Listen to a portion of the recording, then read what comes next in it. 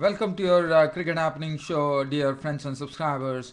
And in this particular cricket happening show, I'm going to look at that exciting match which happened between Australia and West Indies. As I said, the series was going very close, and they were 1-1 locked, and it was the fourth one-day international which was played at the New Grand St. Lucia and Busjor. And when Kieron Pollard on his home ground thrashed 102 of just 70 deliveries, probably 9 or 10 sixes. I'll be talking about that. And West Indies winning the match by 42 runs. And since 1995, this is the first time that West Indies have taken a lead over Australia in one-day internationals. And what a proud moment it is for the West Indies cricket fans there. I'll be talking about that game. In fact, I'll be covering that match in full. The other news that I would like to cover very quickly is South Africa versus New Zealand, which was again it was hit by rain, and actually South Africa finishing very healthily. I would say they healthily placed at the on the end of the second day at 246 for 2. Alvaro Peterson is 3 short of his century, and Dumini is also doing well. He's on 76. So I'm not going to talk much about that. And other news that I would like to cover here is that Ireland has become the second team to qualify for the World T20 in Sri Lanka. As you know, Afghanistan have already qualified. Today Ireland defeated Namibia and they have qualified. So Afghanistan and Ireland are the ones who have qualified for the World 2020 in Sri Lanka. So congratulations to both of them. Now I'm going to take you live, not live, basically going to talk about this match where West Indies and Australia clashed in the fourth one-day international.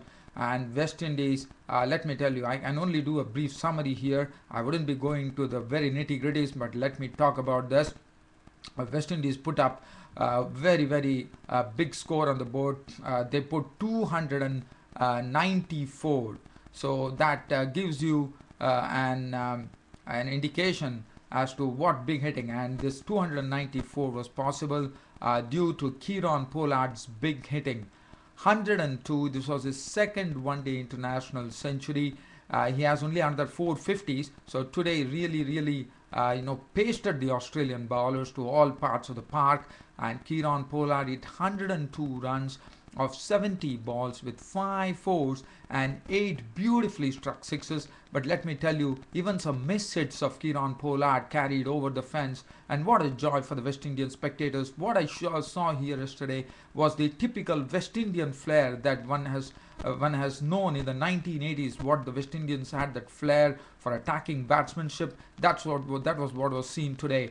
Johnson Charles, also on his home ground at St. Lucia, contributed 37 of 62 balls with 3 fours and 1 straight 6 of the bowling of Clint McKay. And Johnson Charles he was out for 37, but he was played a very sedate role when Adrian Barat was really stroking the ball. As I've already spoken about it yesterday, 41 of 31 balls with 9 fours. He really electrified the field there with his strokes of Brett Lee. And he really had Brett Lee in all sorts of doubts as to where to bowl Adrian Barat. So that is a good display of batsmanship. Darren Bravo, we have talked about that. Now Kieron Pollard, let me tell you, they were at a stage where they had lost 5 wickets, and the last 12 overs yielded 144 runs. As I said, the Caribbean flair was seen absolutely there as Kieron Pollard smashed the ballers to all the parts of the park, and Kieron Pollard 102 of 70 balls with 5 fours and 8 sixes. Again, as I said, if Chris Gale could have been in the squad, who knows? Probably West Indies would have racked up 350. Well, Kieron Pollard just smashed the bowling to smithereens, I would say. And Andre Russell also in that partnership, which was a huge partnership that they had for the 6th wicket, which made all the difference, with Andre Russell also clubbing 34 of 32 balls with 4 fours. Darren Sammy, the captain, came and played a real cameo, not out on 31 of just 13 deliveries, 3 fours and 2 sixes, and one of the shots, 23 runs were really slammed of the bowling of Brett Lee's over. That was the 50th over for West Indies, and 50th over bowled by Australia.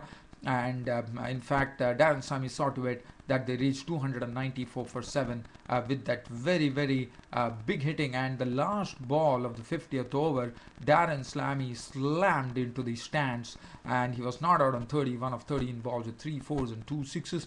And well, let's look at the bowling analysis of the Australians. So it really makes interesting reading because the Australian bowlers were really hit to all parts of the ground there. Just looking at the bowling spells there, I'm just trying to get on to the bowling analysis here. Let me see whether I would be in a position to. I'm just trying to see. I'm still trying to get on to the bowling analysis so that I can talk to you about that. But I'm not getting the bowling analysis. Let me see whether I can get it now. Well, unfortunately, I won't be able to go into the bowling analysis, but let me tell you, all the bowlers really got a lot of stick. So let's look at the bowling card. Let's look at the bowling card now. I'm just trying to see whether I'm in a position to, but unfortunately, I'm really struggling right now. Sorry about that, dear fans. Let's look at the batting card here now for Australia. How Australia shaped up. Australia finished with 252 as far as Australia's winnings were. There were a lot of the batsmen really had starts, but they really couldn't go on to a big innings. 28 coming from Shane Watson of 24 balls with 2 fours and 2 sixes, and then Peter Forrest made 24 of 28 balls with 4 fours. Bailey making 25 of 36 balls with 1 4 and 1 6. Michael Hussey 26 of 30 balls with 3 fours. But the persons who really made a real fist of that effort to go towards 294 was David Hussey, who made 57 of 54 balls with 7 fours. But Brett Lee was the man who really got stuck into the West Indies bowlers. He did his best. In fact, he was hit on the elbows by Kemar Roche, and Brett Lee was really writhing in pain there. And the next over from Kemar Roche was thrashed to the tune of probably 24 runs, as Kemar Roche was picked up for 2 glorious sixes by Brett Lee.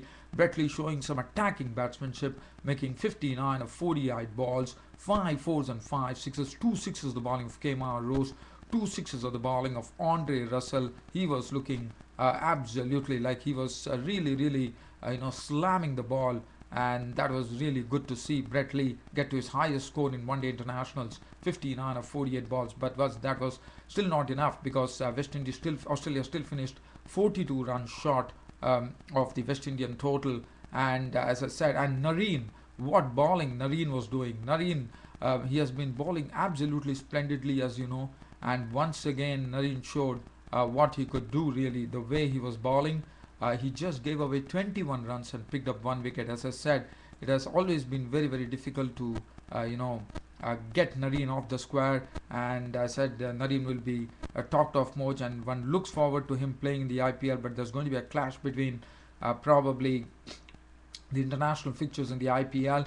But Nareen is a real treat to watch. It's very difficult for batsmen to really pick him, and 21 runs he gave and just 1 wicket. He took 1 wicket.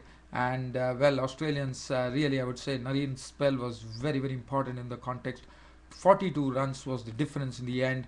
And well, I have to end up my cricket show, unfortunately, and Australia finishing 42 runs short and losing the match. And now it is West Indies in the lead with 3-1, and with this, and so it's 2-1 right now. But Australia definitely have a chance to square the series on Sunday, the March the 25th, when the 5th one-day international will be played.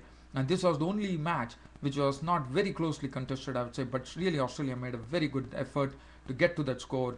But what a knock from Kieron Pollard. It was a real treat to watch him. And as I said, we were seeing some attacking Caribbean batsmanship from there, and probably have an inkling or a feeling that West Indies batting, West Indies is slowly coming out of it, and probably is going to be slowly but surely probably going to be a real force to reckon with in international cricket. Probably they should return back to the glory days of 1980s. But if they do that, that would be great for international cricket and West Indian cricket as a whole. So West Indies, a very good job done.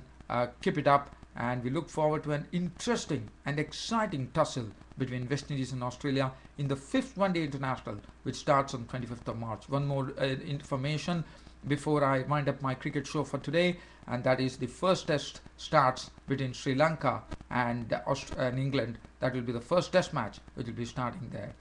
That is also, I think it should be on Sunday. So that's it from me, your host for the Cricket Happening show for today. See you all tomorrow. Thank you.